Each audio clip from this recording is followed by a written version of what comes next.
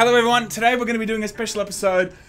We've done a lot of episodes this year. We thought, let's have a beer with the fam, okay? So everyone, cheers. Good to see everyone. It's not beer, by the way.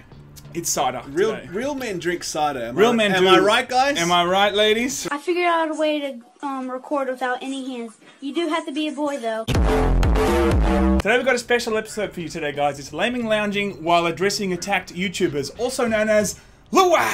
Leave your answers in the comments below. Maybe I'll take my favorite Jackson coffee soda. Lua. Wow. Leave your entries in the subreddit, bro. I thought it was damn good.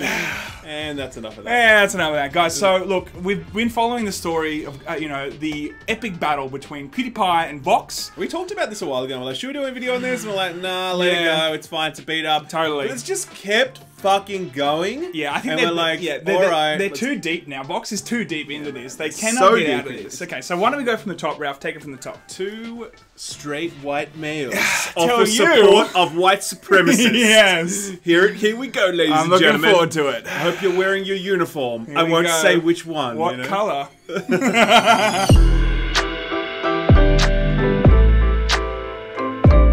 Okay, so here's the deal. PewDiePie, let's start with the current issue with PewDiePie, okay? PewDiePie recently did something, he tried to do something nice, okay? He's a dude with like 77 million subscribers. Subscribe to PewDiePie, by the way. Yeah, and subscribe to Laymen too. Why not? Whatever, same difference, really. Really? Same amount of subs. So he did this thing where he's like, I want to throw some love to smaller channels, and he shouted out 28 channels. Like, he just went through them and talked about what he liked about them, okay? First of all, it's a nice thing to be doing. Totally. Most people that big wouldn't do that. They'd just be like, fuck it, I'm rolling in cash, it's all about me, baby. But he wanted to do a nice thing, so he went out and did that.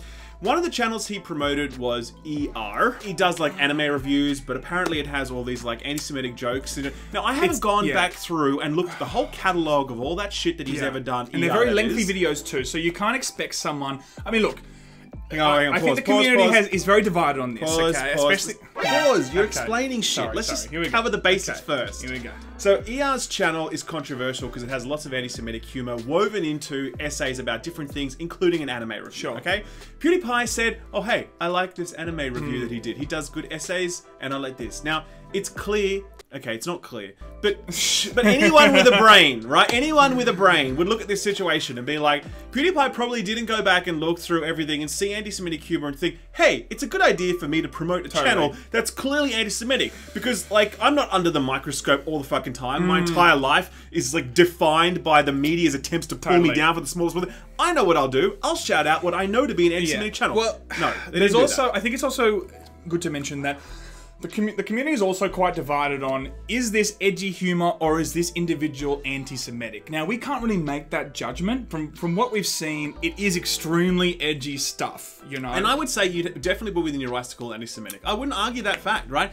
I can understand that perspective. He's also made some jokes about, like, I forget exactly, but stuff where I've read, I'm like, ooh, yeah, no, that's not okay. Okay, I understand that. So, but I see it both perspectives, because comedy is meant to be inherently pushing the boundaries, right? And sometimes it pushes too far. And then you're like, well, is that person, what's in their heart when they do that, right? We don't know what the deal with this guy. I haven't gone back and done the whole catalogue of his fucking whatever. And that's why I say, we haven't gone through it all, but from seeing the community, there is a very divided situation at the moment. I want to be super clear about this. We're not talking about ER's channel, right? We haven't done the due diligence to be able to talk about it. All I will say is that it's extraordinarily unlikely that PewDiePie would have gone through his entire back catalogue of videos and thought, oh yeah, cool, this is an anti-Semitic channel, I'm down with this, I'm gonna promote this. No way, man. He just saw a channel, he liked an anime review, that was it, okay? So, fast forward, you know, it gets picked up by Vox. Good old Vox. Or whatever. Owned by The Verge. Absolute fucking garbage. Yes. Complete trash publication. I hope they get shut down tomorrow. Yeah, I thought BuzzFeed was bad, baby, but now we've got a new one. That's my first train trip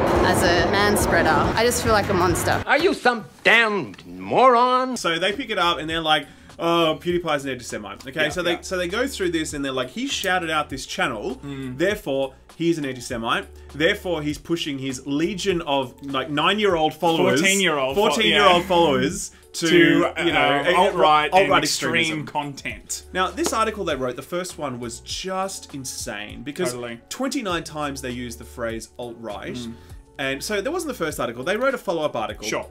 That first one just said, oh look, PewDiePie promotes anti-Semite channel. Okay, whatever, garbage. The second article was very long, very fleshed out, really talking about PewDiePie's ties to the alt-right and to like white supremacy. Totally, and they direct went, quotes. Yeah, it was a real like going back through Pewdie's history, and they tried to find all sorts of moments to show this. Correct. So this article, you have to read it to believe it. It's just the most far-reaching bullshit you could possibly imagine. It sounds like something from The Onion. You know that It newspaper? honestly sounds like something from The Onion. Because basically it's saying things like PewDiePie, you know, follows or has recommended reviewed Jordan Peterson's book.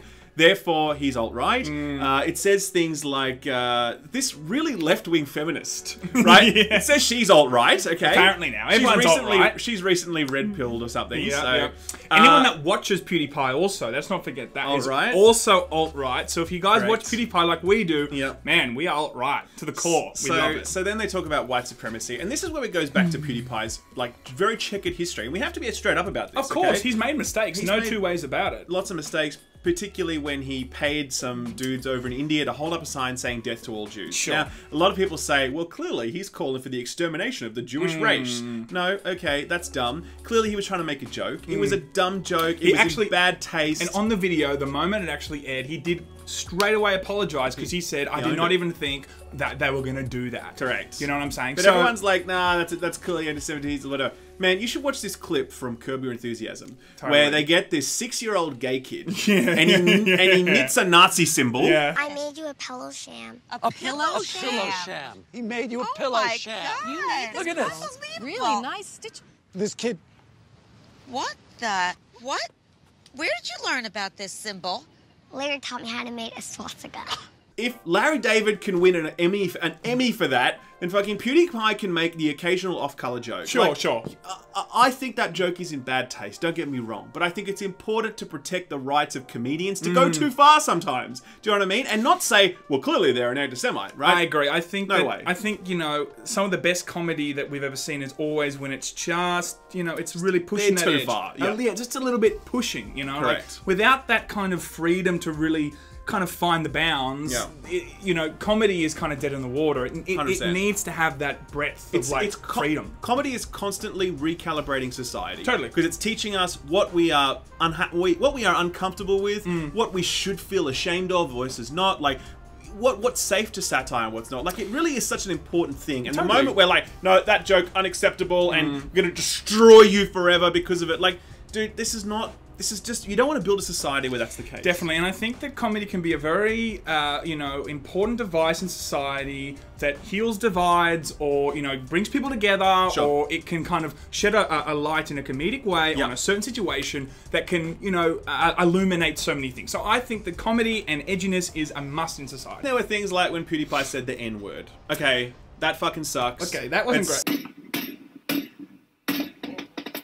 What a fucking... It was at this moment he knew. Super bad, okay? Now, look, again, we're not going to try and excuse that. It's just one of those things where you're like, okay, when PewDiePie said that, was he just angry, reaching for a word that he shouldn't have reached for in a moment of frustration?